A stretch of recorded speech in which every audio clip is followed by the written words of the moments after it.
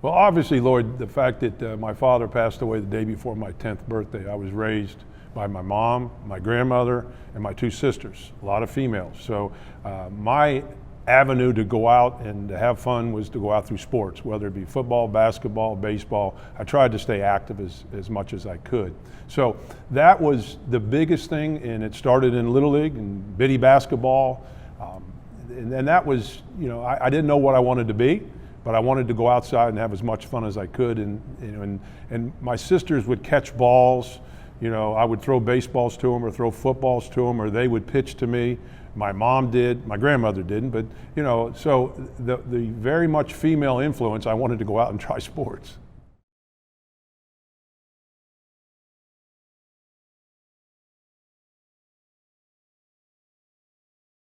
I think the biggest thing in sports that I've been able to enjoy the most is, number one, the friendships and the relationships that I've been fortunate enough to be involved in.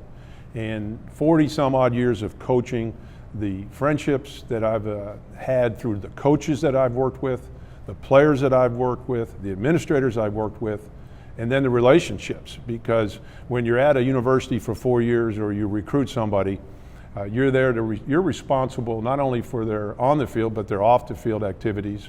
The fact that you want to make sure that they have an opportunity to get their degree. When you're coaching pro athletes, biggest thing is trying to give them the opportunity to be the best football player, basketball player that they can be for their livelihood and their family. So I think the friendships, the relationships, now after 44 years, I can call people that I coached with 25, 30 years ago, and they would do anything for me, and I would do the same for them. So I think those are the two most important things. And one thing that I learned through coaching is if you have solid relationships and friendships, then you'll have a chance for a championship because of those two things.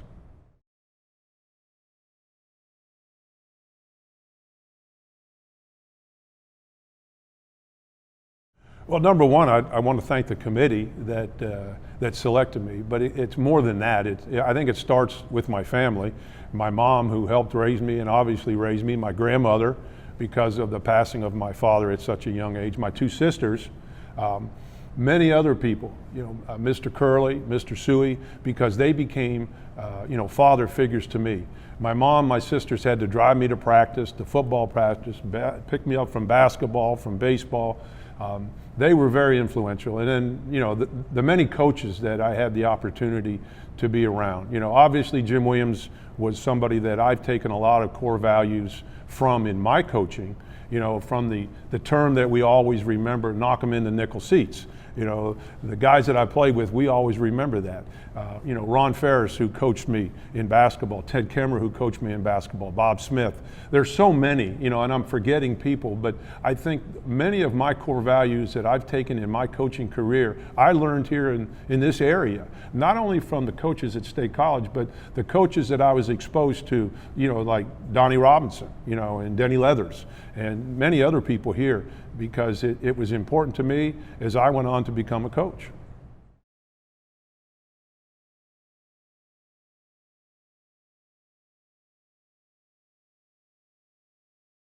Well, number one, this is my hometown. This is my area, and it's a special place. Flying in here yesterday as we flew in, the beauty of the place, the tradition, and the people. It's the people. And driving here to Bald Eagle High School, this is the first I've been back here probably since I played high school and played baseball down here in American Legion. It's the people. I had a conversation with Barry Parkhill about 6 weeks ago, who's also in the Hall of Fame. And I asked him, I said, how was it? And he said, Arch, the biggest thing is you appreciate the people that are in that area when we grew up. And I think that's very true. They're blue-collar, hard-working people who take great pride in their families, their high schools, their traditions. And I think the one thing is respect what people have done in the past. And in all this area, I have tremendous respect, not only for Penn State, but the high schools here, the teachers, the coaches that were so important to me, that now, as I've gone on and had some success, I can look back now and thank the people here for allowing me to grow up here. Mike Archer grew up in State College as a very versatile athlete. In his senior year in football, the talented quarterback led the Little Lions to the conference championship. Arch was named All-Central Counties and All-State First Team, receiving an honorable mention on the All-American team. In basketball, his team was the conference champions, and he was named to the conference All-Star team. Arch followed that up, being named All-Central Counties in baseball as well. Mike was recruited by the University of Miami and played mostly as a free safety and punter. He graduated in 1976 and was named the School of Education's Scholar Athlete of the Year. Arch joined the Miami coaching staff under Lou Saban as a graduate assistant for 2 years, obtaining an MA degree while coaching. Then in 1979, things really changed at Miami. Howard Schnellenberger was hired as head coach, and Mike was named the defensive backs coach. Miami took huge strides down the improvement path, and in 1983, the Hurricanes defeated number 1 Nebraska in the Orange Bowl to finish at 11-1 and were crowned the national champions. In 1984, Schnellenberger moved on to Louisville, and Arch moved on to Louisiana State University as defensive back coach under Bill Arnsparger. He was the defensive coordinator for 2 seasons. Arnsparger left in 1987, and at age 34, Mike Archer was named as the head coach of the LSU Tigers, becoming the youngest Division I head coach in the country. Arch was ready, as his 1987 squad posted a 10-1-1 record, capped by a win in the Gator Bowl, the SEC Championship, and a number 7 national ranking. Arch led the Tigers for 3 more seasons and is remembered for the earthquake game in 1988. In front of an enthusiastic and noisy crowd of over 79,000 at Tiger Stadium, LSU upset number 4 Auburn 7-6. The name arose from the crowd's reaction following the final pass. It registered as an earthquake by a seismograph in LSU's geoscience complex near the stadium. Mike Archer finished his career record at LSU with a 27-18-1 record and 2 SEC championships. Mike then coached the linebackers for Coach George Welch at the University of Virginia for a year, then on to the University of Kentucky and Coach Bill Curry for 2 seasons. Mike made the leap into professional football in 1996, joining the Pittsburgh Steelers and Coach Bill Cowher as the linebacker coach. In Arch's 7 years with the Steelers, the team had 5 playoff appearances, and Arch participated in 2 Pro Bowls and coached 8 Pro Bowl players. After leaving the Steelers from 2003 through 2015, Arch had various defensive and associate head coach duties at the University of Kentucky, North Carolina State, and the University of Virginia. He took a year off in 2016, then returned to the pro ranks with the Toronto Argonauts of the Canadian Football League. In 2017, the Argonauts won the CFL championship, the Grey Cup. Mike stayed with the Argonauts 1 more year before retiring. But retirement did not last long. Arch is signed to be the linebacker coach in the new XFL Spring League Tampa Bay team for the 2020 season. Arch and his wife Barbara live in Cary, North Carolina, and have 2 children, Jeff and Betsy. Welcome back home, Mike Archer. Now come forward to accept your induction into the Center County Hall of Fame.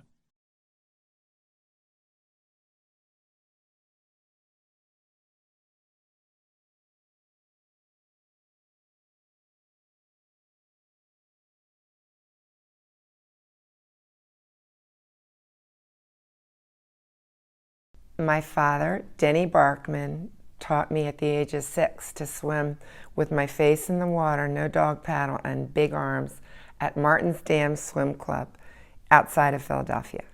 From the start, my dad and my mom both insisted that I have fun with whatever I was doing, whether it was in an athletic event or at school.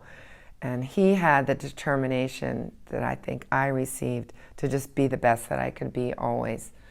And we went to swimming practice, and that's just the beginning. My dad was a track athlete, but he was competitive and had the attitude of just always doing the best he could, and transferred that to myself and my sisters.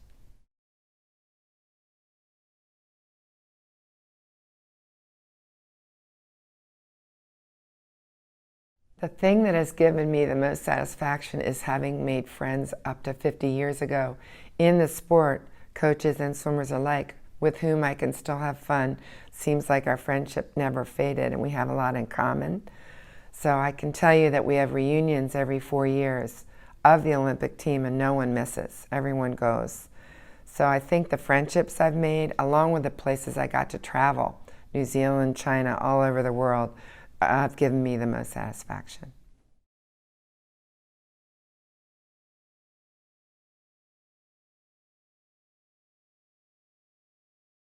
First of all, I've got to thank Bruce Parkhill, who nominated me. I didn't expect this honor, and I would like to publicly thank him. Then my parents, Denny and Lil Barkman, who really supported me through love and guidance all those years of swimming. Of course, my family and friends. And I had 4 coaches who taught me much more than just what winning was about, being the best I could and being a good sport. And that was Bob Fitzgerald, Bill Taylor, both of whom have passed now, and Mary Kelly, who was an Olympian herself, and George Breen. Both of those coaches got me towards this, helped me make the 68 and the 72 team. But here I've got lots of family and friends that have supported me too since those Olympic years. Thank them too.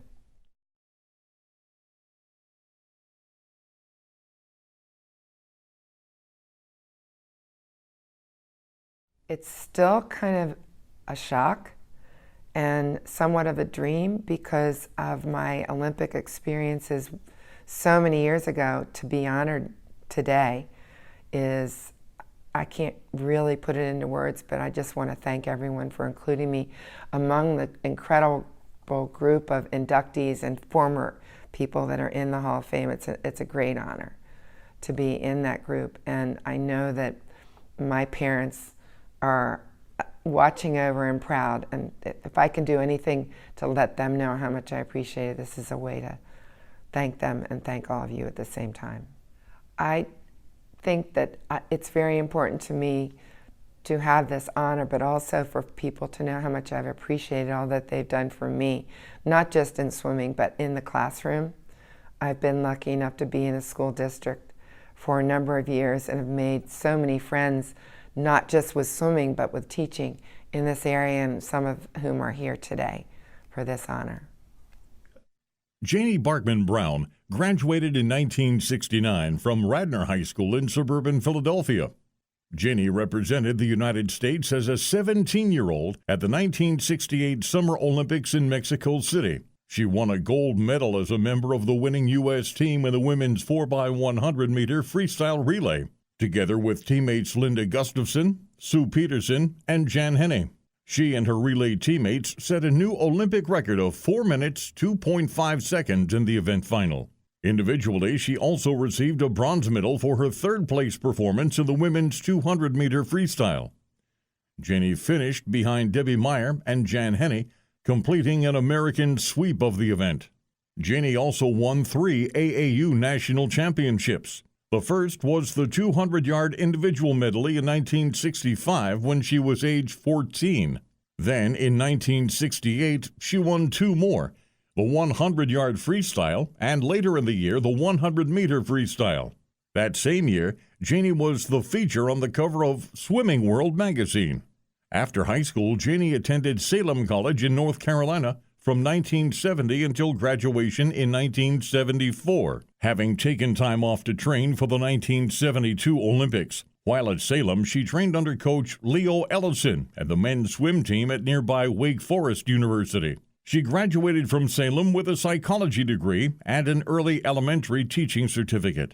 At the 1972 Summer Olympics in Munich, Germany, she was part of the U.S. team that won the gold medal in the women's 4x100-meter freestyle relay, including Sandy Nielsen, Jenny Kemp, and Shirley Babashoff. In that race, the American ladies set a new world record of 3 minutes 55.19 seconds in the finals, narrowly edging the East German team. Janie served as a tri-captain of the 1972 team and was a torchbearer, carrying the torch en route to the 1996 Atlanta Olympic Games. Aside from 2 gold medals and a bronze, the Olympics gave Janie Barkman Brown something else, a lifelong commitment to swimming. She became the head women's coach at Princeton University and also coached at Tennessee, Old Dominion, Penn State from 1984 to 1994, and as a volunteer at Brown. She coached the State College area swim team for 20 years, and most recently, in addition to her regular job as an elementary school teacher, she teaches swimming to all ages, as well as works with Paralympic athletes at the invitation of her friend Terry Jordan, the Penn State athletics coach and disability rec program coordinator. In February of 2019, Janie Barkman Brown was one of the 6 people inducted as part of the inaugural class of the Salem Academy and College Athletic Hall of Fame. The Hall of Fame is intended to honor exemplary former student athletes, administrators, and others who've been integral in the school's athletics program. Janie is probably one of the best individuals to exemplify those characteristics. Janie is the mother of 2 sons and a daughter, Dan, Chris, and Jennifer. She resides in State College. Thank you for representing our country so well in 2 separate Olympic Games, and for your continued service to your chosen sport after achieving those honors. Welcome, Janie Barkman Brown, to the Center County Hall of Fame.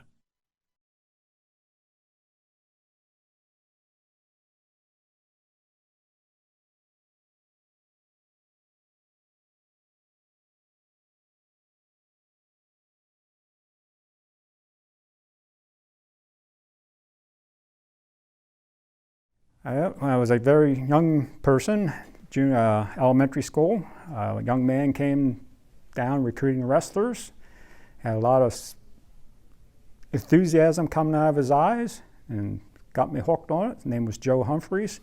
We rolled out the mats for a week. He taught us basics. We wrestled on among ourselves for the tournaments. And that's how I got my start. It was very simple, sweet, and it very, got me hooked on the sport. Well, I went on to junior high school, had a very successful junior high program. I won the first Bellefonte, I don't know if it was the first Bellefonte tournament, but my first tournament I won was the Bellefonte tournament, Christmas tournament. And the following year I won it again. Then I won the Junior Olympics my 8th and 9th grade year, and those in my junior high program. Actually, I only had lost two matches in my junior high career.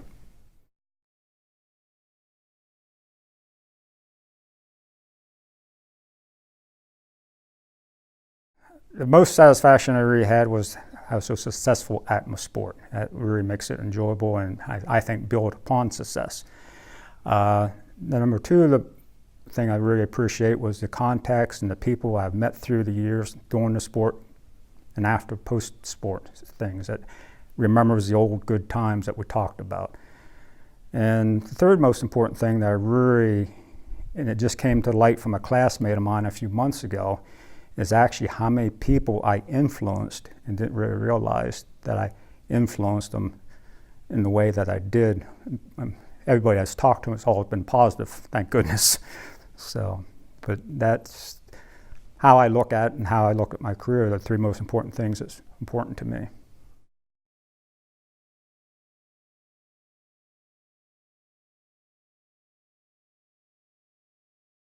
I'd like to thank Mr. Dick Rhodes for that. He's again another young man that came into my life my 10th grade year in high school after Joe Humphreys left the school district, and he took over where Joe left off.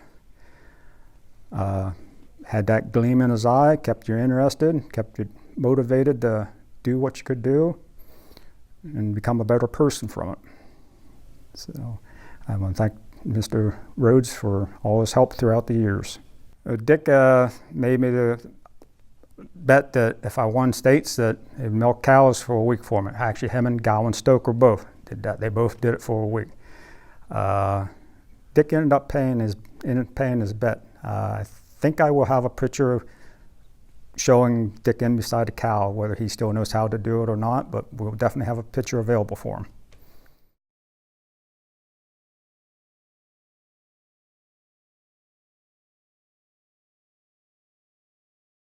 To be associated with all these men and women of this skill set and what they have accomplished in life, It's just unbelievable feeling to be associated with these people. I appreciate the opportunity to be here. The local boys, I think, are very overlooked very much. I think a lot of your local good talent are local boys. They just need inspiration and the right guidance to develop their potential and their talent. And I was fortunate enough to have Mr. Humphreys and Mr. Rhodes in my life to get me motivated and get me moving. If me being inducted and being at the top of my sport like this influences people, say, to try to be like me, I hope I have done some good. Alan Fisher graduated from Bald Eagle area in 1973. He began wrestling in the 1 week-long elementary program that Hall of Famer Joe Humphreys had started to create an interest that would stick with the boys through the varsity level and to improve the wrestling program at BEA. Suffice it to say, the interest stuck with Al Fisher. He starred in junior high for 3 years. At the end of the season, he competed in the Pennsylvania Junior Wrestling Championships, referred to as the Junior Olympics in those days. Al won state championship in his 8th and 9th grade years. In 10th grade, Alan moved to the varsity, and another Hall of Fame coach, Dick Rhodes. Al was an instant star and a well-known name throughout District 6 and across Pennsylvania. In his varsity career at BEA, Alan was undefeated in dual meets at 31-0. Al's overall career record was 62 wins and 2 losses. Both losses occurred in the regional finals as a sophomore and a junior.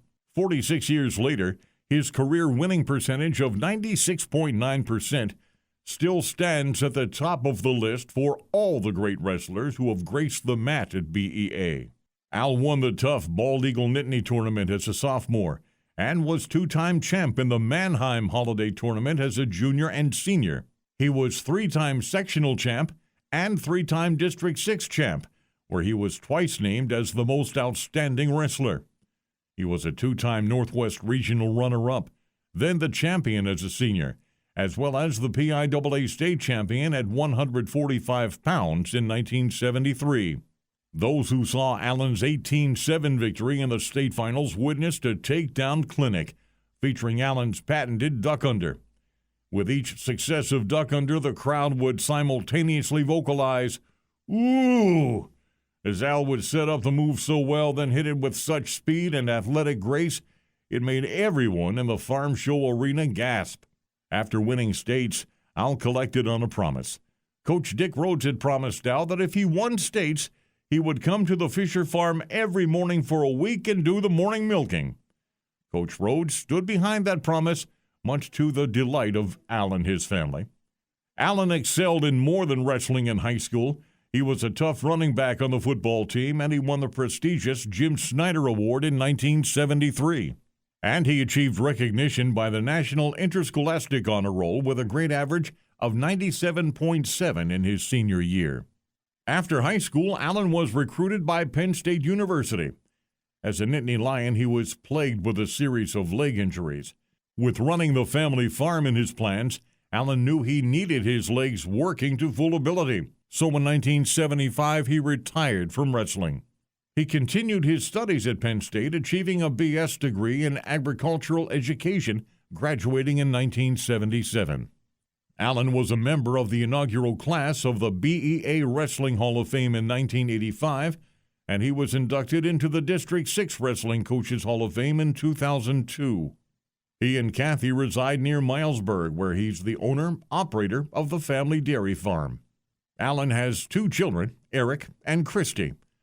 Congratulations, Alan Fisher, and thank you for the great years on the mat at BEA and for all the great memories of your wrestling skill. Welcome now into the Center County Hall of Fame.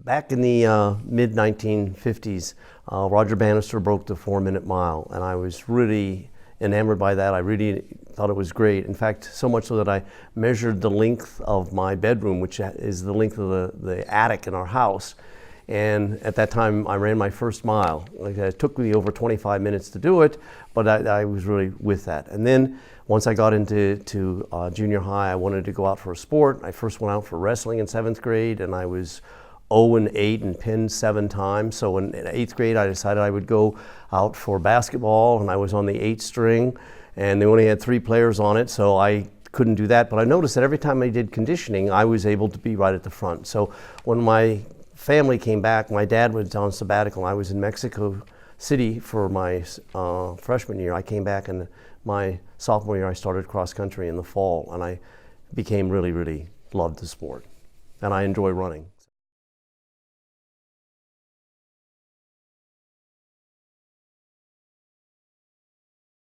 Actually, in track and field and cross country distance running, I had 3 different levels. I was first an athlete and enjoyed that and very much, multiple state champion and very successful.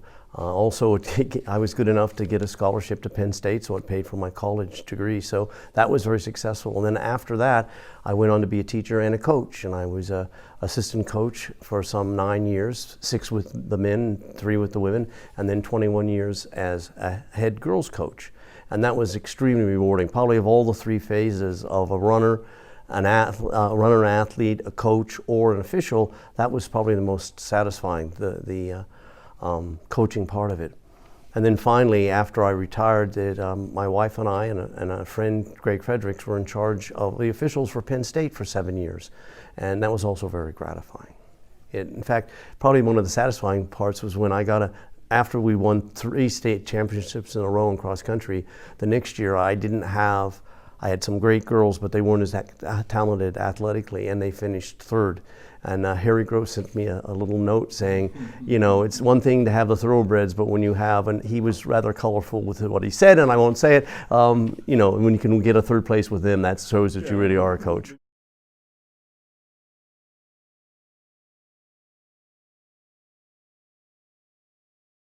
Well, I particularly thank Ron Pavlichko because of his interest in track and field and his nominating me, and I have to, and also being my athletic director for many of those years that I coached.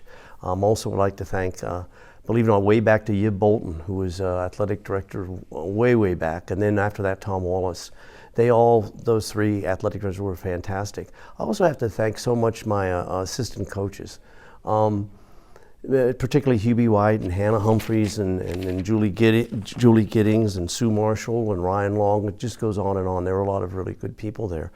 But most of all, I think the person that influenced and helped me the most was my wife, all right, Carol, particularly when I was coaching females, that she had a wonderful perspective that she could give me. I remember the first time I came home and I said the girls were crying, and she said, Steve, the girls cry when they win, they cry when they lose, they just cry. She said, you know, boys will swear and kick a hurdle, but the girls cry and just get used to it. And I think that was a real lesson for me.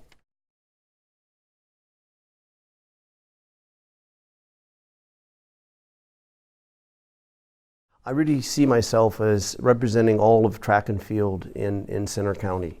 There's a tremendous history and culture that's here. The running community is fantastic.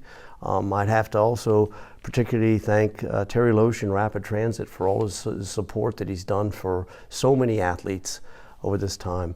It means a lot to me in that I think that this is the beginning of recognition of the great history we have and culture we have with track and field, and in particular distance running. Steve Gentry was born in Michigan in 1947. Then his family moved to State College in 1952. Though not apparent then, that was a bright development for future state high cross country and track programs. Steve talks of his moderate success in various sports in the junior high level, but he astutely noticed that he was usually leading the way when those squads did running drills in practice. So he decided to try running as a sport. What a great decision that was. Steve Gentry was blessed with a runner's body, a lean frame, and good lungs. But according to classmate and fellow runner Jack Walmer, Steve was among the hardest workers ever coached by legendary coach Jackson Horner. We were all doing Jackson Horner workouts, good tough workouts, but Steve ran every morning on his own, every morning. And Steve had a running mentality that was as solid as a rock. Steve would win 2 individual PIAA cross-country state championships for State High. In the PIAA track and field championships, he placed second and then first in consecutive year mile races, setting a state record in his 1965 state championship. He also placed second in the half-mile race and anchored a championship 4x800 relay team, which set a national high school record. Steve also placed second in the mile run in the 1965 Indoor National Championship at Madison Square Garden. After high school, Steve accepted a full scholarship to attend Villanova University, nationally recognized for outstanding track and field and cross-country teams. After a year, Steve transferred to Penn State and received a full scholarship there. Steve continued running at Penn State, earning 3 letters and dropping his mile time to 4:08. But other priorities captured his heart, and he focused on his future career in teaching and coaching. Steve graduated from Penn State in 1969. Also in 1969, Steve married Carol Long, and both were hired by State College High. She taught English, Steve taught social studies while coaching running sports. He was an assistant boys coach for 6 years, assistant girls coach for 3 years, and then head girls coach for 21 years. A perennial powerhouse in cross country, his teams had a stretch of 17 years during which they won 5 state championships and only twice finished lower than 4th place. He coached multiple individual and relay teams, state champs, and medalists. In 1981, he coached the winning team in both the indoor and outdoor Pennsylvania Track and Field Coaches Association Championships.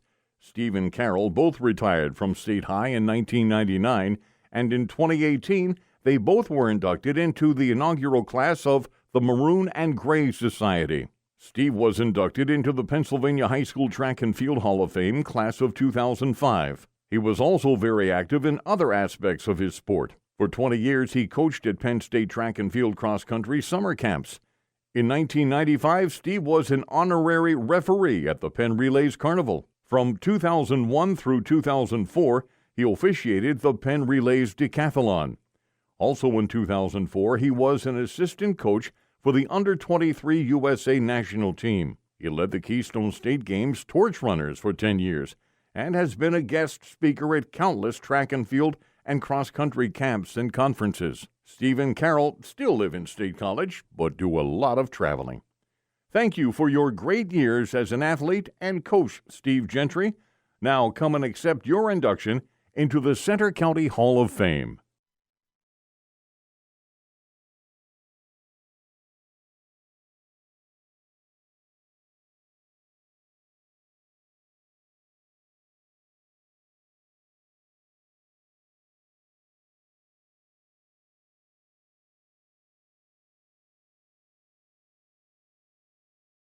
I tell you what, one of the first things I remember as a kid is going and watching my dad play baseball. Actually, my dad and Uncle Dick Maurer.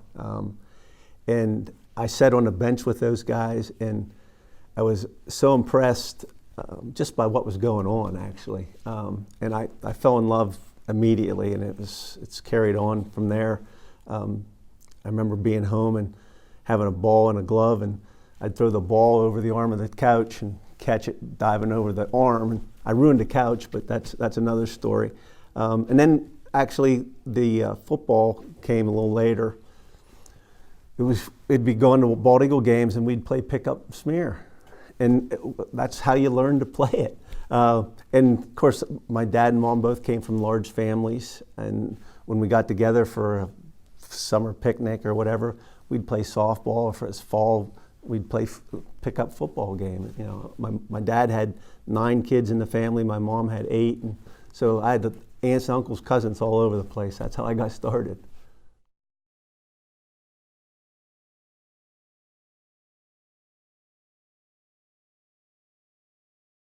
I think about the people I grew up with and the friends I have, Randy Steimer, John Jones, Keith Bennett.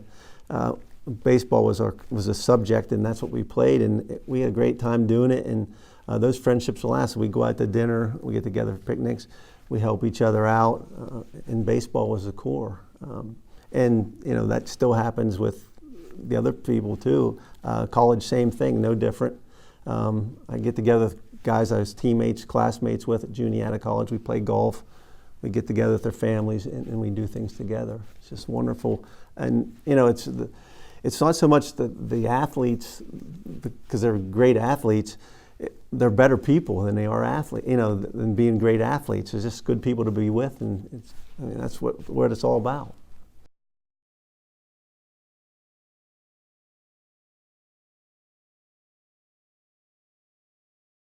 First and foremost, I need to thank my mom and dad.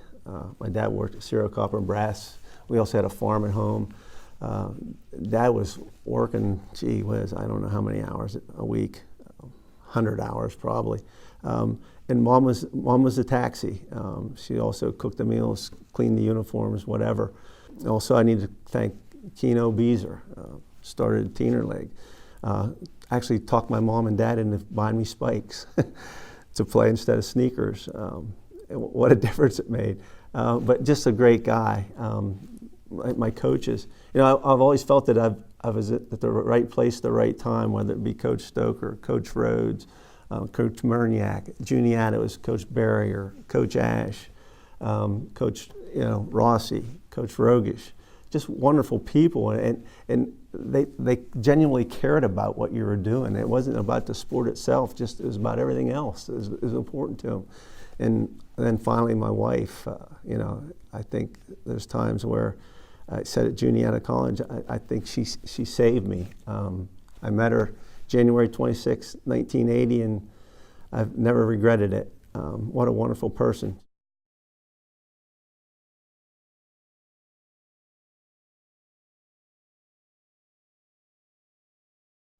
First of all, I'm extremely honored to be inducted, and humble. You know, I think about the people before me, just at Bald Eagle. That's not even counting Penns Valley, Bellefonte, State College, Phillipsburg area.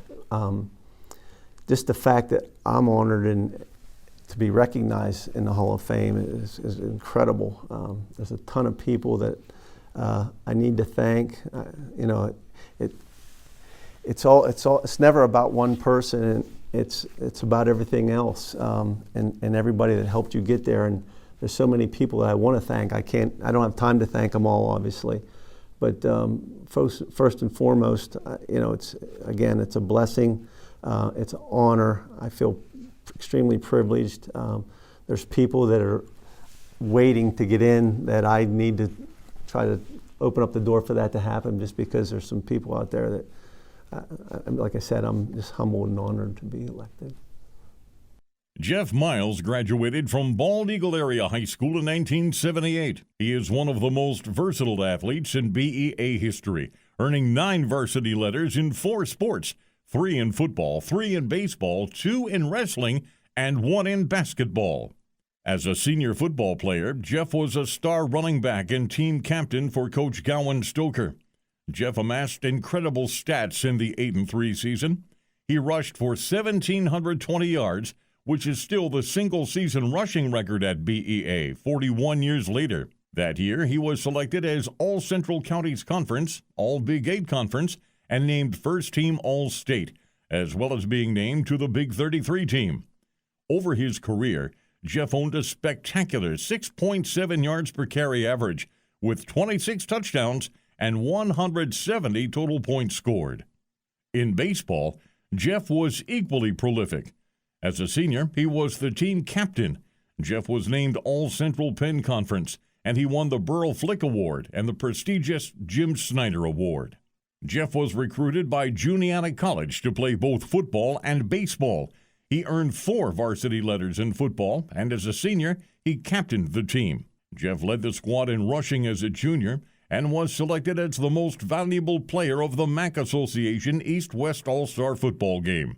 He was named to the MAC All-Conference team for football 3 times and was the ECAC Football Player of the Week 5 times during his junior and senior years. On the baseball diamond at Juniata, Jeff's talent glittered even brighter. He earned 4 letters and was selected to the All-MAC team 3 times. In his junior year, he led the nation in hitting. He posted the highest batting average for all Division III players, hitting an incredible .509. He was selected as an All-American that year. In his senior year, he was chosen as the team's MVP. At the end of his senior year, Jeff received Juniata's prestigious Stan Mickle Award, presented to the senior male athlete who has made the greatest contribution to Juniata athletics. In 1995, Jeff was part of the inaugural class elected into the Juniata College Hall of Fame. Then in 2012, Jeff was selected for the MAC Association All-Century Team in baseball. Jeff graduated from Juniata in 1982, majoring in geology with a teaching certificate. In 2004, he garnered a master's in education from Penn State. Aside from college play, Jeff played American Legion baseball and was named to the East-West All-Star team in both years. He played for Elmira in the New York Penn League for 2 years after the season ended at Juniata. He was invited to the Minnesota Twins training camp. Jeff starred in the Center County Baseball League for Port Matilda for 18 years, ending with a career batting average of .401.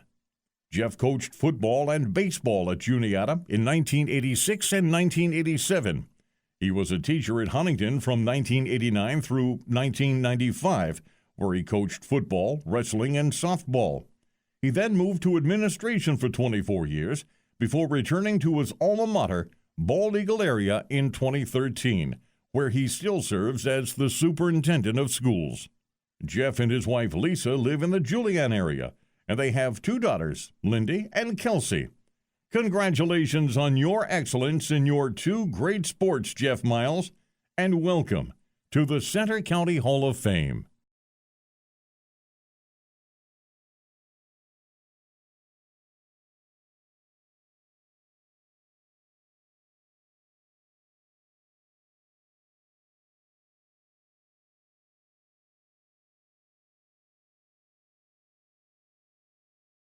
My early years of sports were spent in unorganized neighborhood pickup games.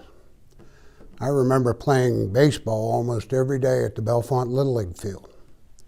I was interested in baseball and got on an organized Bellefonte Little League team, the Bellefonte Lions. After Little League, I played Teen League baseball. I was a very versatile player, being able to play many different positions. From early on, I was interested in sports just because I liked them. When I graduated out of the St. John's Catholic School in 8th grade and enrolled in the Bellefonte Middle School in 9th grade, I started to play organized football with equipment, something we definitely didn't have in our pickup games. As a 9th grader, I played JV football and JV and varsity baseball.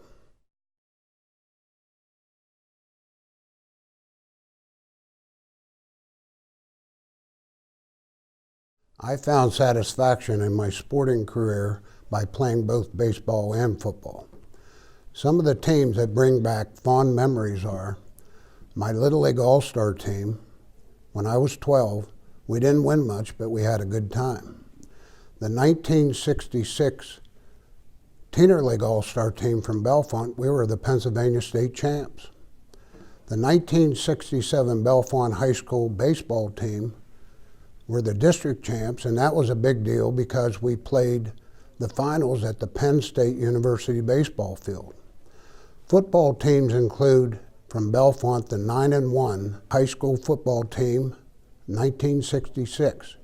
The 1967 team was 7-2, but the big team was the 1968 undefeated, untied football team that was Western Conference champions. I was chosen to play in the Big 33 game. I received a full scholarship to play football at West Virginia University and played in the 1972 Peach Bowl in Atlanta.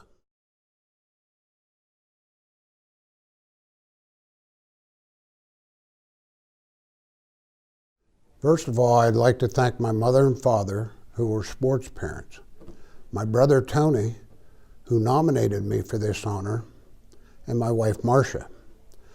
Specific thanks goes to Bill Luther, Jim Williams, and Dick Bell, a three-man Bellefonte High School varsity coaching staff. I'd like to give a shout out to Ron Bracken for all the wonderful articles that he wrote on the undefeated football team, and I would like to thank all the members and people associated with the 1968 Bellefonte High School undefeated football team. From WVU, I'd like to thank Jim Carlin for recruiting me, Bobby Bowden, who took over as head coach and took a bunch of 18 to 21-year-olds and pointed us in the right direction. I'd like to thank the Bellefonte School District for establishing the Sam Nastis Defensive Award that's given out every year to the outstanding defensive player. And I'd like to thank all the Center County Hall of Fame voters for giving me this honor.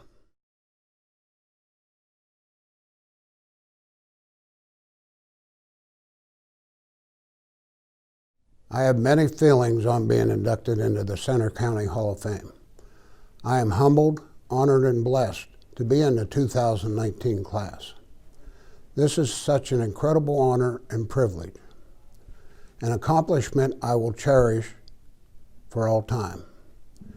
I am honored to be joining the other well-deserving members of this class. I appreciate the fact that I am included with the many great athletes and coaches that come out of Bellefonte, let alone Center County. This recognition of my accomplishments on the football field is very special to me. Sam Fussy Nastis grew up in Bellefonte. His focus as a youth was baseball when he was a member of the Bellefonte Teener League state championship team, which beat Easton in the state finals to win the title. He continued baseball into high school, and the talent-laden Red Raiders won the Central Penn Championship, then bested Kerwinsville by a 2-1 score to win the District 6 baseball championship in 1968. But football was clearly Sam's sport. In junior high, he played in the offensive backfield. As a fullback in 9th and 10th grade, he was the rushing leader for the junior varsity squad. As a junior, in preseason practices, Sam often thought he would like to be in the offensive backfield, but after I got my first taste at linebacker, I knew that's where I wanted to be, Sam said. I think probably I like it most because you can really hit and get into the thick of things. It would be a total understatement to say that Sam Nastis hit and got into the thick of things when he played linebacker. He completely disrupted the offensive squad.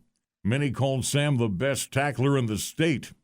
Others said he could cover short passes better than any other high school linebacker. Sam had the knack for coming up with a big play when it was most needed. His statistics in his senior year prove out these claims. In just 9 games, Sam made 62 solo tackles, 76 assists, intercepted 5 passes, and recovered 4 fumbles. A rival coach in high school who had just seen his team wiped out by the Raiders summed it up best. I knew it was going to happen after the very first play, the coach sighed. We put our best lineman on Nastis, and Nastis blew him back 4 feet. I knew right there we were in for a long night. Hailed by his own coach, Hall of Famer Bill Luther, as the finest high school linebacker he'd ever seen, in 1968, Sam helped spark the Red Raiders to their first undefeated, untied football season in 71 years. Sam was a co-captain of that 9-0 team, which won both the Western Conference and Central County's conference titles. Accolades poured in after the 1968 season. Sam was first team All-Center County Conference, first team WFBG TV All-Star Football Team, first team All-State Guard on both the AP and UPI teams, and he was named to the Big 33 team. Sam was also named to the Scholastic Magazine All-America High School Football Team, and he was on the honorable mention list for Sunkist's Prep All-American Football Team. Sam received a full scholarship to attend West Virginia University and play football under head coach Jim Carlin in his first year, then for Coach Bobby Bowden for his last 3 years as a Mountaineer. He played from 1969 through 1972, playing in the Peach Bowl in 1972 in Atlanta. After college, Sam coached at the perennially tough DeLone Catholic High School in southern Pennsylvania from 1973 through 1977. Then went to Bald Eagle area from 1977 through 1980 before retiring as a coach. Sam continued to teach at BEA until he retired in 2011. Sam and his wife Marcia still live in Bellefonte. Thank you, Sam Nastis, for the great memories of great seasons for Red Raider football. And congratulations on your induction into the Center County Hall of Fame.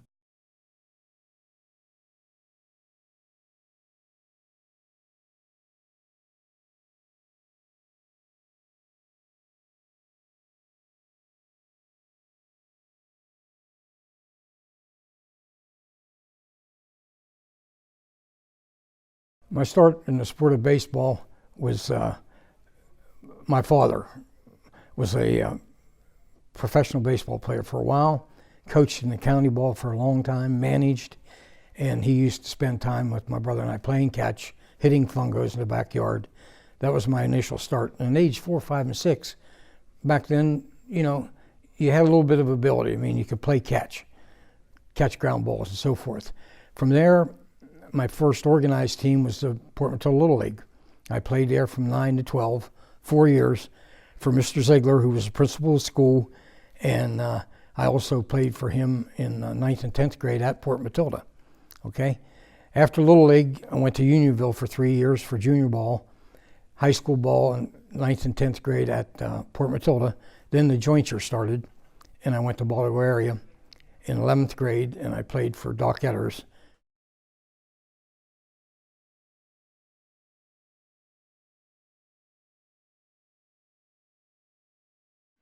There were many, of course, but the most satisfaction I got was with the people that I worked around, the other coaches, the kids I coached, the associations I made with all those people, working around people that I enjoyed being around.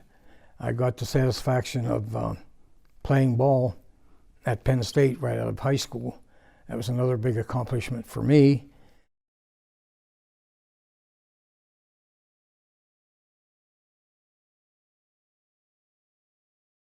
To the Center County Hall of Fame, I would have to thank my brother Jay, my long-time friend Ron Bracken, who actually nominated me, and I probably wouldn't be here if it wouldn't have been for his nomination. Okay, I'd like to thank all my assistant coaches at Bellefonte, Denny Leathers, Ralph Gray, and Ralph Gray actually wrote a book about Bellefonte baseball when we coached together. He was my assistant for 17 years and wrote a book, Robbie's Raiders. It'll be on display. And Ralph, tremendous guy, good teacher, great coach, and even more so than that, a great friend. Okay, we had spent a lot of time together. I'd like to thank all the coaches that I played for. I still remember all their names, things like this, you know. All those people were instrumental in me getting to where I got. And last but not least, I want to thank my family for all their support and the way they followed me in my career. They're very supportive. I want to thank my wife, Linda, and my children, my grandchildren, and I now have a great grandson, okay? So I'm a great grandfather.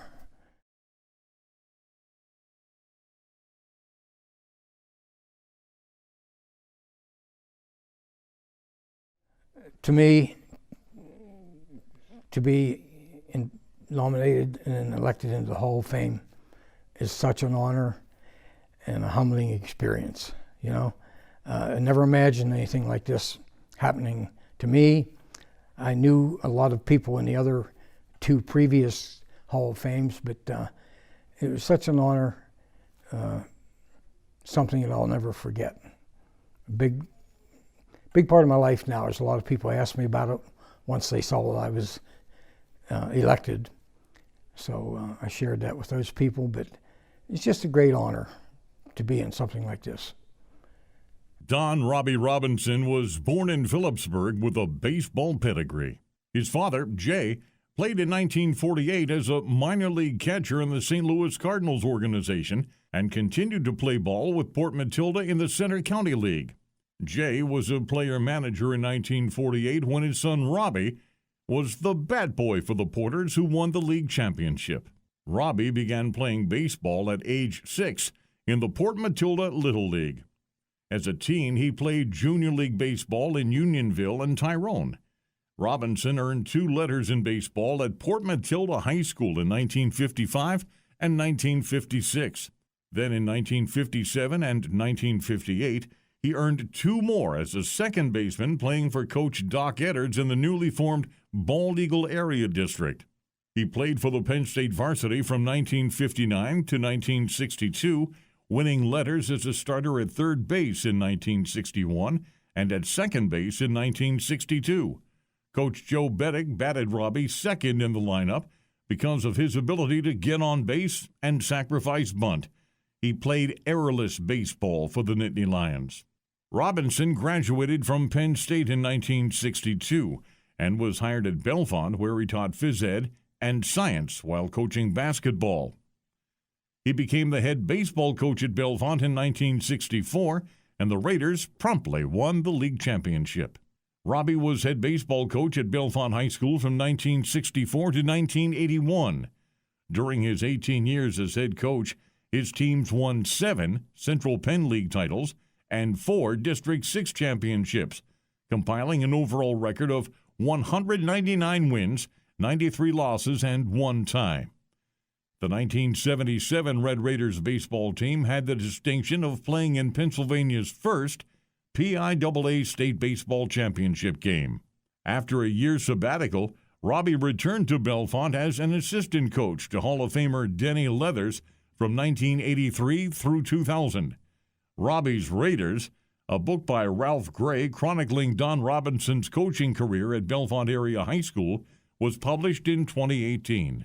Robbie played for years in the Center County Baseball League. He pitched for Port Matilda in 1961 and led the league in hits and doubles. In 1965, Robbie played on a Tyrone team that won the Altoona Greater City League. In 1967, he joined the State College County League team, and the talent-laden squad won 4 straight championships in his 4 years with the Collegians. Playing for Bellefonte in a 1980 game against State College, Robbie, Greg Brown, and Denny Leathers all hit home runs in the same inning. The Bellefonte Governors won the league championship in 1982 and 1984 with Robinson. In 1985, the Governors defeated Howard in the semifinals 6-5 on Robbie's home run in the bottom of the 8th inning. 1988 was the final baseball season in the Center County League for Robbie. He was 48 years of age at the time, but teammate Ward Whitehill was still pitching at age 53. In his 34 years in the County League, Robbie played with or against guys he competed with, coached with, or coached at Bellefonte High School in his 36 years as the head coach and an assistant to Denny Leathers. Robbie and his wife Linda live in Bellefonte and have a son, John, daughters Julie and Jody, and 4 grandchildren. You've been a great baseball figure all of your life, Don Robinson. Now please come forward and accept your induction into the Center County Hall of Fame.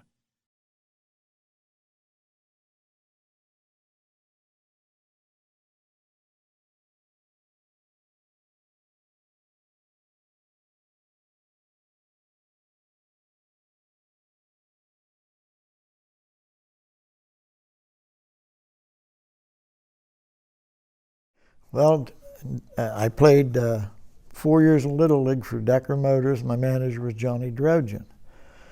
Then Glenn Smith started a wrestling program in Bellefonte, and at that time there was no elementary or junior high programs. So shortly after he started the program, I went out and wrestled with the varsity, trained with the varsity guys. It was called the old elementary school. It was elementary school across from what is now the middle school. It was an old armory in Bellefonte. And the gym was, we had 3 mats and the floor was covered from one end to the other. They were horsehair mats. And so you got a real indoctrination in the sport by doing that, wrestling on those things.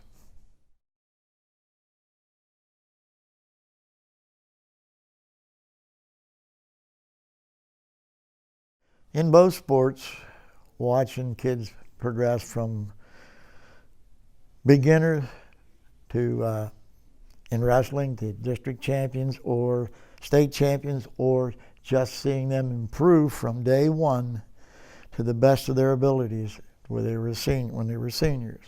Watching little leaguers start at 9 years old, can't throw or catch too well. They get better, they get their first hit. Maybe they get in a home run or make a nice play. And that's always been, sure, I wanted our team to win every game. But watching them improve and watching them grow, and you make friends with young kids. They don't know how to lie to you yet. Most of the parents are just glad that their kids are in organized sports. They're learning discipline, which a lot of parents would tell me, you're more disciplined, you discipline them more than we do, and they listen to you. I was old school. Hustle, do what I say when we do it, and if we don't do it right, we'll do it till we get it right. But I was having a good time. I felt lucky to be able to coach Little League Baseball and start an elementary program at Bellefonte and watch them grow. And at that time, I had kids from all 4 schools. It was the only program.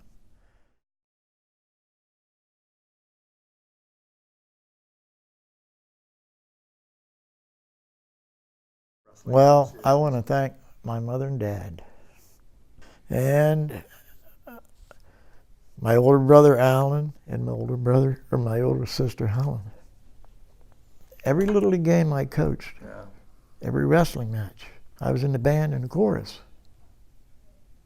And there was a certain place they parked the car up on the hill in the Little League. They built a swing up there for the grandparents of Bellefonte Little League, for my mother and dad.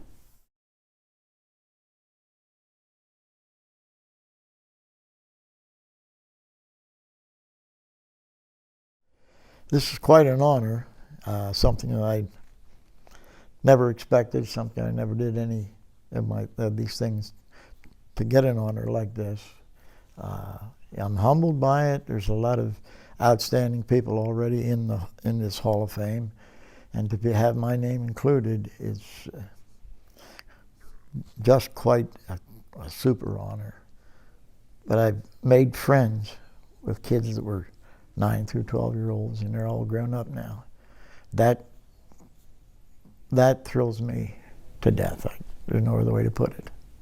Aside from his family, Andy Thal had 3 loves growing up in Bellefonte: wrestling, baseball, and the band.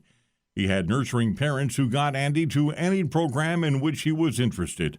There was no elementary wrestling, but starting at age 7, Andy attended varsity practice, watching the instruction by legendary coach Glenn Smith and rolling around on the mat with the varsity guys.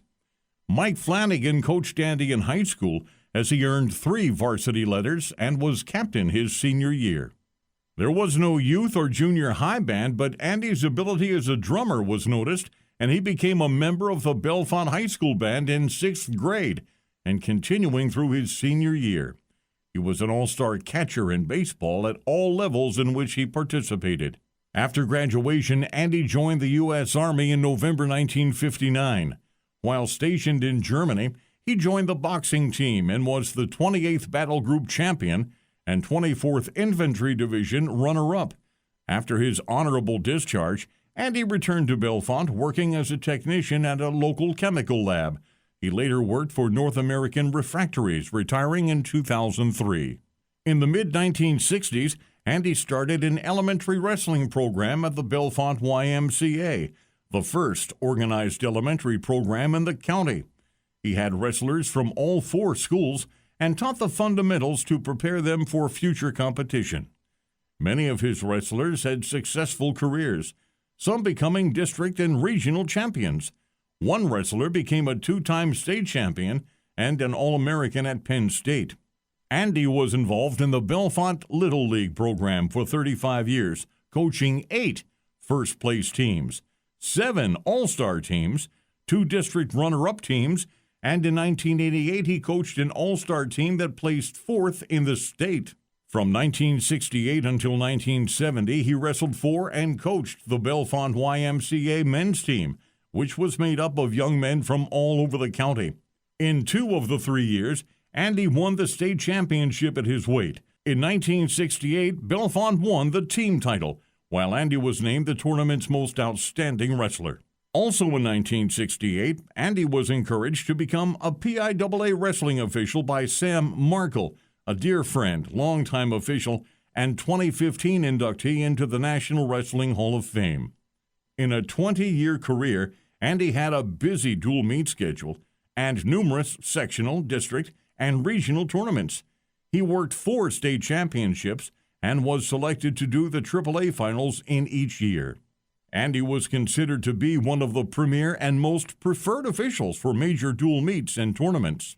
He was regarded to be one of the finest referee mentors anywhere in Pennsylvania. After the 1988 season, Andy retired to follow his son Jim's high school wrestling career. In 1991, Jim won the 125-pound AAA state championship.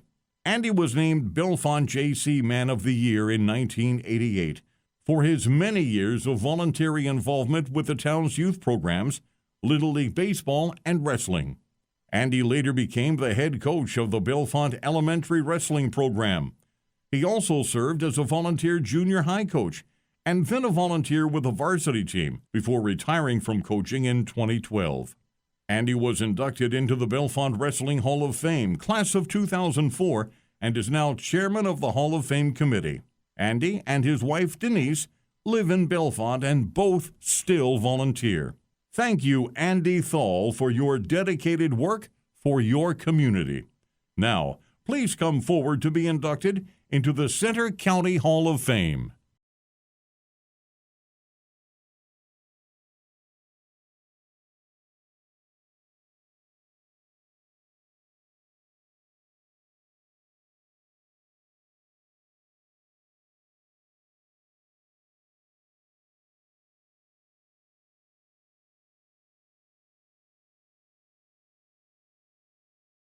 Well, growing up in Port Matilda, and I think it was an outstanding sports town. I mean, and we were always doing something, playing baseball, playing football. My parents, I owe a lot to my parents. My mom and dad. My dad was very athletic background. He coached basketball, coached football. He officiated, so I did a lot of traveling with him. And then, of course, having a brother. And I think probably the biggest thing I got started was the competitiveness, that we had, in the family. With wrestling, let me just talk wrestling real quick. I mean, wrestling, Joe Humphreys. I mean, I never forget when I was in 6th grade, Joe started the elementary program there at Port Matilda.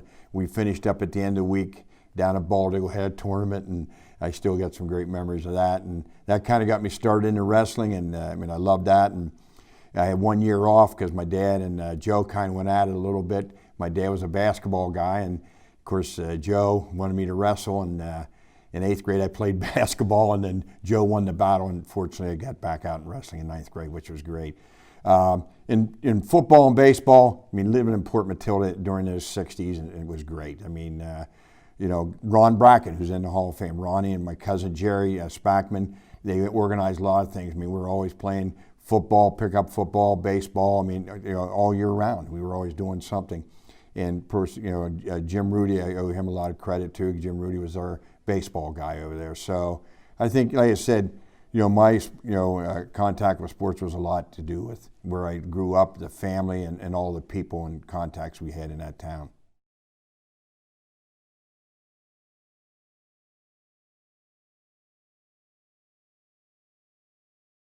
Well, I think, if I look at football, I mean, the great satisfaction there is in high school, winning the Central PA and, playing for Coach Wilson, Al Wilson.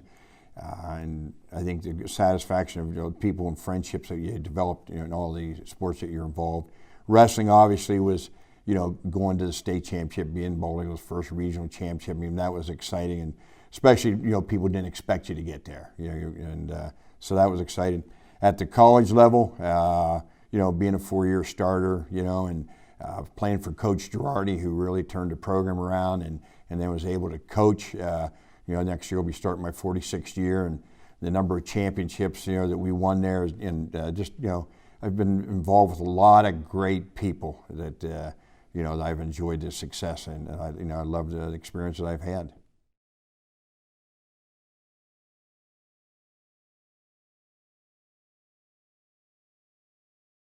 Well, number one, I have to thank God, for all the abilities and talent, and my parents, obviously, my brother and sister, my wife and the family. Obviously, I'd like to thank, you, Lloyd, for all the work that you've done in helping to make this happen. Joe Gastino, the SID. I'd like to thank, all my coaches throughout my career, especially Joe Humphreys, who's in the Hall of Fame here, and just an outstanding individual. He's like a second dad. Coach Girardi, who's like my second dad also, gave me the opportunity to coach and made football fun, and we had a great run there. All the assistants that helped there. My teammates and friends I developed over the years back here in this hometown, Center County. I'd like to thank also a lot of the players, and again, you're as good as your players. I mean, it takes a community to help you be successful, and I've been blessed. I've been very fortunate to have a lot of people help me to be successful, and Coach Clark, and also Lycoming College.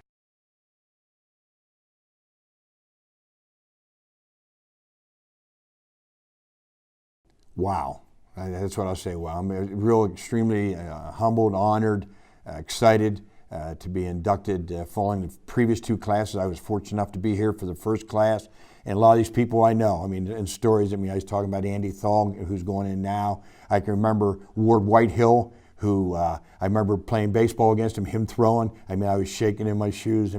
Just a lot of great people. Ron Bracken, I got to thank him. Ronnie, the coverage he gave us, and I've been very blessed, and I said I'm very excited. Your hometown. 21 years I spent in this area, and a lot of good friendships and people like yourself, and just great memories. And I love this area, and it's you got Penn State here, you have Bald Eagle, and Port Matilda. Those are 3 key places that really helped me a lot. So very humble, and thank you very much. Honored. Steve Weiser earned 12 varsity letters at Bald Eagle area as a 3-year starter in football, a 4-year starter in wrestling, and a 3-year starter in baseball. In football, he was a tough runner out of the backfield and a hard-nosed linebacker. A captain as a senior, he was an All-Central Counties Conference and named to the WFBG All-Star team. In wrestling, he was a sectional, district, and regional champ as a sophomore, finishing the year as BEA's first state finalist. He was undefeated in dual meets as a junior and senior, winning the tough BEN tournament and sectionals as a senior captain. In baseball, Steve was a catcher and third baseman for a team that went to districts. He won the coveted Jim Snyder Award in his senior year of 1970. Steve was recruited at Lycoming College and was a 4-year starter in 2 sports. In football, Steve was an All-Middle Atlantic Conference in his last 2 years and selected as the homecoming game MVP both years. He was a captain as a senior, named honorable mention in the state, and 8 times he was ECAC Player of the Week. In wrestling, he started all 4 years, placing 2nd and 3rd in the MAC championship, then qualifying for Division III Nationals as a senior. He graduated in 1974 with a BA in political science. Right out of college, Coach Frank Girardi hired Steve as a defensive coach. 46 years later, Steve is still on the job and a coaching legend, some say more than a legend. He was the architect of a defense that changed the fortunes of the football program in the 1970s before presiding over a damaging defense that has won 15 MAC titles in the last 40 years. Steve currently is the assistant head coach and co-defensive coordinator. He began as an assistant, working with linebackers before being promoted to defensive coordinator in 1977. Steve helped lead the Warriors to the #1 national ranking in total defense twice during his tenure and his teams have also posted nationally leading numbers in rushing defense 3 different years and scoring defense in 1999. During his years, the Warriors have posted a record of 327, 149, and 5, 8 undefeated seasons, 23 MAC championships, 12 NCAA playoff appearances, including 2 trips to the national title game. His defense topped the MAC 18 times and has posted a total of 66 shutouts. In 2018, Steve coached 2 all-conference selections, as the defense had 3 all-conference picks and paced the team to a MAC Centennial Bowl Series appearance. The Warriors led the MAC in scoring defense for the 3rd straight year in 2013, also topping the league essentially in every defense, rushing defensive category. His defense led the MAC in scoring defense in 2012, as the Warriors featured 8 all-conference players on the defensive side of the ball and 4 all-region selections. In 2011, he helped mentor a brick wall of a defense that paced the Warriors, leading the MAC in nearly all categories and finishing in the top 10 in the nation in no less than 6 defensive categories. Along with coaching, Steve organizes football's annual golf outing and ad sales for the Game Day program. He serves the community in a number of service and charitable events. In 1987, he was inducted into both the Bald Eagle Wrestling and BEA Football Halls of Fame. In 2018, he received the prestigious Ray Key Sports Award in Williamsport, and this past winter, he was inducted into the District 6 Wrestling Coaches Hall of Fame. Steve taught at Williamsport Area High School from 1974 until retiring in 2006. He resides in Williamsport with his wife, Pam. Thank you for your great years as a coach and still continuing, Steve Weiser, and welcome to the Center County Hall of Fame.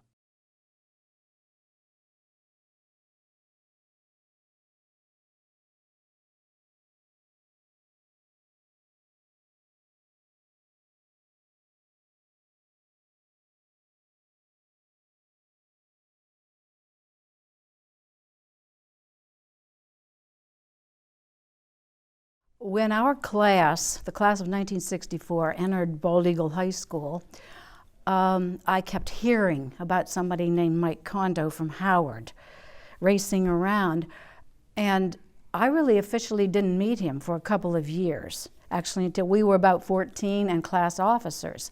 But I knew about him and how he was burning up the football field, and they'd say, oh, Mike did this, you know, at the Howard playground, all of this stuff about him. But he was a people magnet. I mean, kids wanted to be around him.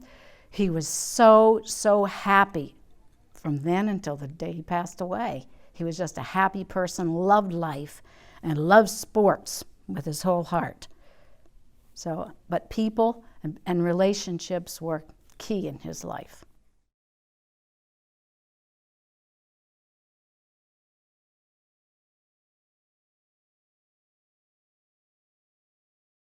Without a doubt, he would say opportunities. His beautiful athleticism afforded him his college education and paved the way for a rich and most wonderful life, filled with humorous and wonderful stories. And he not only knew about athletes, he followed their lives,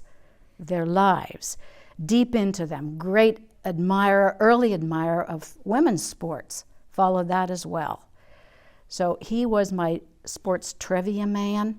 I still talk to him at night, ask him sports questions, read the sports page to him, because he lived every sport, not just football.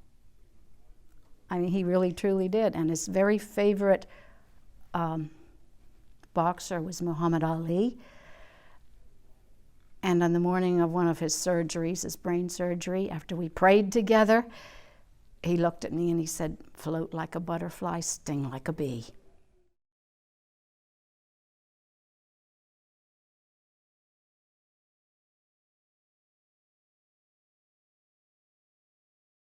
Well, first and foremost, I'm certain that he would thank the family members involved who initiated this current process. Todd Warner, our firstborn nephew, and Paul Hawes, my brother-in-law. And beyond that, there would be a stream of coaches that were instrumental. The number one that stands out was Baxter Weber from Howard, who was his Little League coach. And he felt that Baxter Weber really created the athlete, molded the athlete with a code of conduct which carried throughout his life. And all of his high school coaches, everybody along the way added to that. But there again, Murray Warmath had some of the same traits as Baxter Weber. And of course, Michael, and he followed the greats. Michael's greatest coach of all time was Vince Lombardi. And Warmath had coached with Lombardi. In fact, one of my nephews, to this very day, calls my husband, instead of Uncle Mike, he calls him Vince, because Uncle Mike taught him the whole philosophy about Vince Lombardi. So the stories are just very rich and wonderful relationships.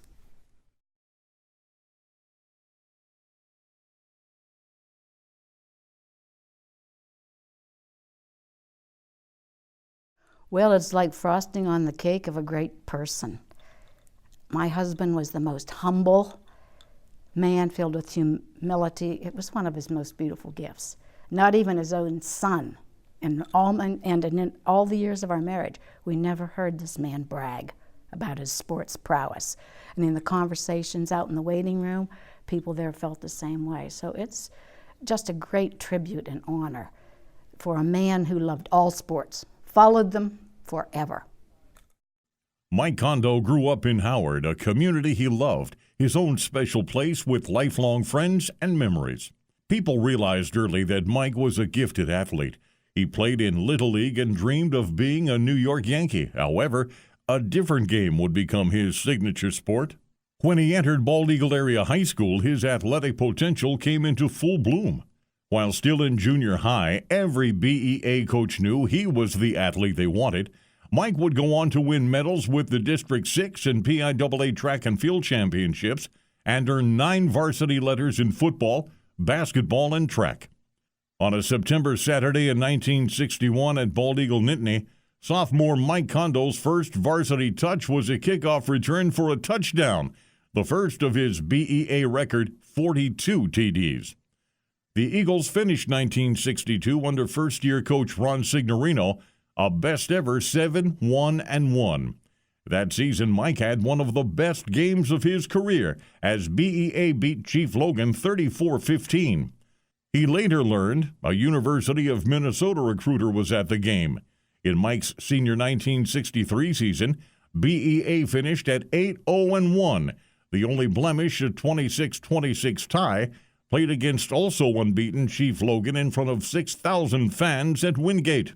Mike was the greatest player on BEA's greatest team as the Eagles beat Lock Haven for the first time in school history. BEA beat county rivals State College and Bellefonte as Mike scored every Eagle touchdown in those battles. Mike had narrowed his college choices to Kentucky or Minnesota, but he was very dismayed by the racial segregation and hostilities he saw at Kentucky during his recruiting visit. Coach Signorino reminded Mike that Minnesota was recruiting several Pennsylvania players and wanted him. That sealed the deal, and Mike committed to the Gophers. Through his dreamlike BEA career, Mike focused more on a special someone than on sports. His biggest fan then, and for the rest of his life, was Patricia Hoover, a beautiful red-haired classmate he met when they were both 14. Pat shared Mike's dream when he was the first BEA player named to the UPI and AP All-State teams, along with the Big 33 team. Mike played an outstanding game in the Big 33 as PA beat Texas. At Minnesota, his college football future would be as defensive back and return specialist. While flying to California for the 1965 season opener against powerful Southern Cal, Mike learned he would be starting. In the opening minutes of that game, he recorded his first collegiate tackle on Trojan, Mike Garrett, who won the Heisman Trophy that season. Mike had marvelous stories about his 3 years as a starter. He fondly talked about the win over Ohio State and how his Gophers fared well against its biggest rivals, 3-0 against Iowa, and beating Michigan and Wisconsin twice. Before his 1967 senior year, Mike and Pat were married in Howard during the summer, and she returned to Minnesota with him. Mike believed his team would win the Big Ten championship, so he figured they would later have a belated honeymoon in Pasadena. The Gophers won a share of the title, but the Big Ten chose to send Indiana to the Rose Bowl. Indiana then visited Minnesota in the next-to-the-last game of that season. The day before the game, Coach Murray Warmoth took his seniors to the press box and quietly watched the Hoosiers doing a stadium walkthrough. He pointed out they all wore sweaters with a huge Rose Bowl emblem. Mike said, "That was all we needed to see. We pounded them 33-7, but they went to Pasadena instead of us." Mike and Pat enjoyed returning to Minnesota in 2007 for the 40th reunion of the Big Ten Championship with his teammates and then 94-year-old Coach Warmoth. Mike Kondo passed away on his 70th birthday, October 5th, 2016.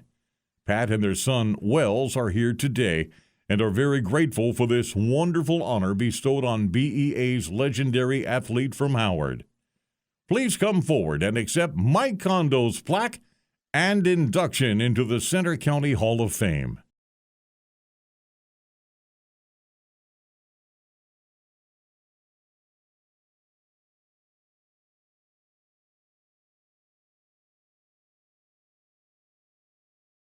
Ed Drapshow grew up on the mountaintop, home of two small coal mining communities, Clarence and Snowshoe. His dream was always to be a professional ball player. While still several months shy of age 12, he pitched 5 innings for the Clarence American Legion baseball team against older kids on his last day of the 1947 season, when he was actually the team mascot and bat boy. 4 years later, he was pitching for Clarence against Pottstown in the best-of-3 Pennsylvania American Legion State Championship Series at Allentown. In front of a number of Major League scouts, Pottstown eliminated Clarence post 8-13 as Ed's teammates managed only 1 hit that day.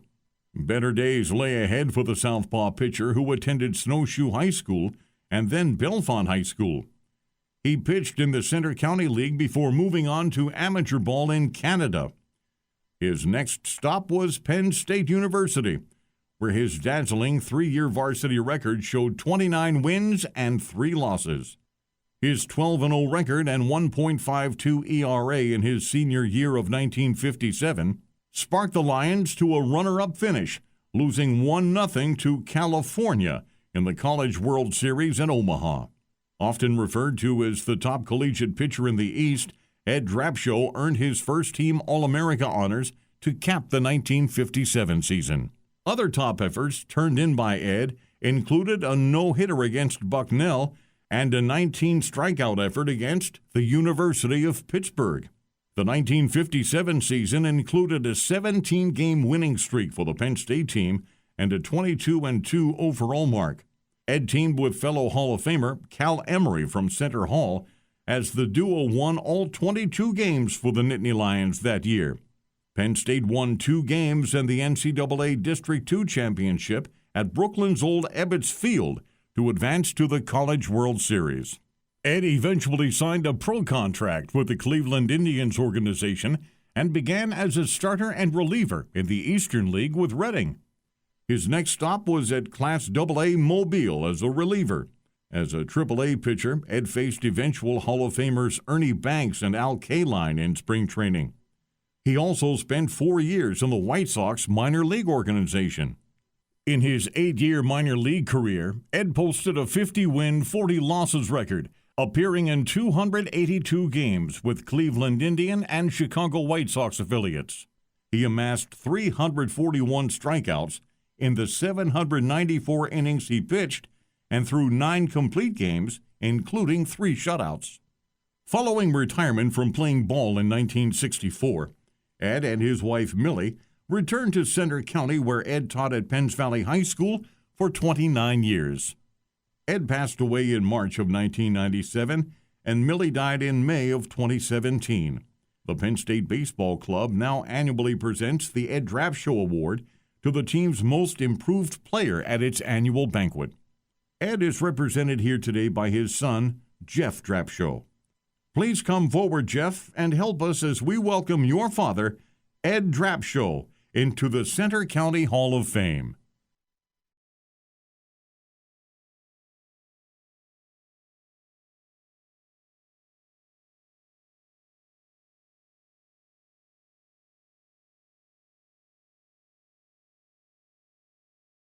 In 1946, when Glenn Smith introduced wrestling to Bellefonte, 2 students showed up in the gym. One of them was Tommy Riglin. In the 1947-48 season, the Bellefonte team was 11-0-0. Sophomore Tommy Riglin wrestled tough for the Raiders all year. Through hard work and dedication, he posted 20 straight wins, winning the district championship, then progressing to states to become Bellefonte's first PIAA state champion. At states, Tommy beat Jones of Bedford, Snively of Abington, and Stubblebine of Plymouth to win the state title. In addition to his being Bellefonte's first state champion, he was also the first underclassman in District 6 history to claim a state championship. Tommy finished with a 32-5 career record at Bellefonte and was a leader on Glenn Smith's great teams. He had some difficulty keeping a place in the potent Red Raider lineup in his junior and senior years, owing to a spectacular group of lightweights on those squads who went on to win several state championships. Masulo, Adams, Musser, Moyer, and Fornicola, who did not win a state title but won a national title for Penn State. Tommy then enrolled at Franklin and Marshall College. He participated in the John Marshall Law Club, the Politics Club, the Newman Club, and Arnold Air Society. Tommy wrestled at 137 pounds in his sophomore and junior years, then at 147 as a senior. His career record at Franklin and Marshall was 9-5-1, and his team was 21-7-1 in those 3 years. He only participated in 3 bouts as a senior before being sidelined with an injury. He also ran cross-country and track in each year for the Diplomats. When F&M wrestled against Princeton during his sophomore year, Tom won his bout, but as an interesting side note, one of the Princeton wrestlers was Donald Rumsfeld, who later went on to serve as the Secretary of Defense under Gerald Ford and again under George W. Bush. Against the Navy that same season, Tommy was one of the only 2 from F&M to win bouts. Tommy graduated in 1954 and collected a B.A. in history. After college, Tommy served in the U.S. Air Force, becoming a pilot, rising to the rank of 2nd lieutenant. During that time, he was accepted to law school at Notre Dame. While still in the prime of his life and not far removed from his wrestling days, Tommy Riglin was tragically killed in a military aviation accident in 1957. Following his death, Bellefonte coach Glenn Smith wrote, "Tom possessed the sort of character every man would want for his own son." Tommy's college coach lauded Tom's strength of character and courage. In light of his short but distinguished career and unfortunate untimely death, Tommy Riglin left a remarkable legacy for his sport in both Bellefonte High School and Franklin and Marshall College. F&M established an annual scholarship fund named after Tommy Riglin and teammate Art Health, which rewards athletes who demonstrate leadership, athletic achievement, respect, and most importantly, kindness. We welcome Tommy Riglin into the Center County Hall of Fame in the Legend category, and now ask Tommy's niece, Rosalie Bailey, to come forward and accept his plaque.